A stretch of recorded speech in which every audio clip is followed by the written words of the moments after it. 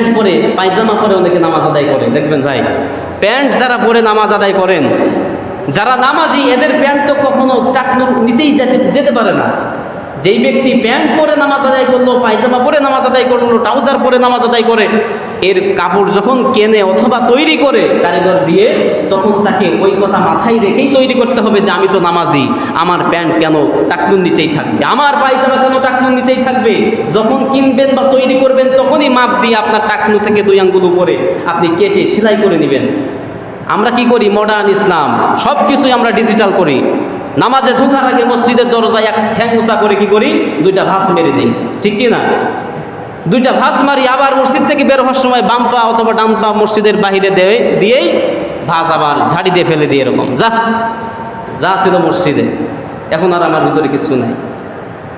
মসজিদ থেকে বের হওয়ার সঙ্গে সঙ্গে টুপিটা মাঝখানে এইভাবে ধরে টুকুস করে টান দিয়ে পকেটে গুজে ফেলে। কে রে ভাই, টুপি কি শুধু নামাজের জন্য?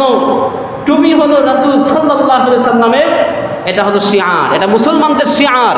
নবীজি সাল্লাল্লাহু আলাইহি সাল্লাম সর্বক্ষণ 3 টুপি ব্যবহার করতেন। সেদিন গতকালকে পাবনায় গেছি, তো এক ডাক্তার সাহেব প্রস্রাব করার জন্য ওনার চেম্বার থেকে বের হয়েছে, টুপিটা মাথা খালি ছিল, কিন্তু প্রস্রাব করতে যাবে, চেম্বারে বসে আছে, উনি টুপিটা কোথায় যেন ছিল সেখান থেকে নিয়ে মাথায় দিতে দিতে প্রস্রাব করতে গেছে। আর একজন ডেকে বলছে, ভাই আপনি প্রস্রাব করতে যাচ্ছেন, টুপি খুলে যান।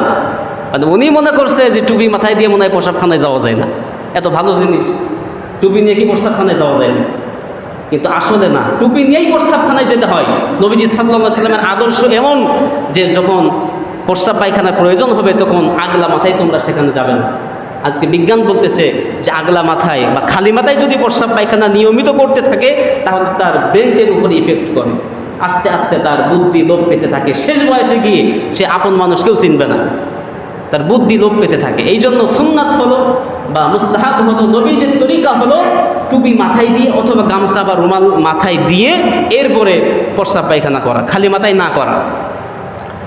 তো বলতেছিলাম যে আমরা তো মডার্ন নামাজি হয়েছি, মসজিদে ঢোকার আগে 2টা ভাঁজ মেরে দিই প্যান্টে, আবার বের হওয়ার সময় ভাঁজটা খুলে দিই। না ভাই, এরকম যদি আপনি করতে থাকেন, আল্লাহর নবী সাল্লাল্লাহু আলাইহি সাল্লাম বলছেন যে মা আসফালা মিনাল কাবাইনি মিনাল ইজারি ফিন নার, টাকনুর নিচেই যে অংশ কাপড় বা পায়জামা বা লুঙ্গি থাকবে সেই অংশটা জাহান্নামের আগুনে দগ্ধ হবে।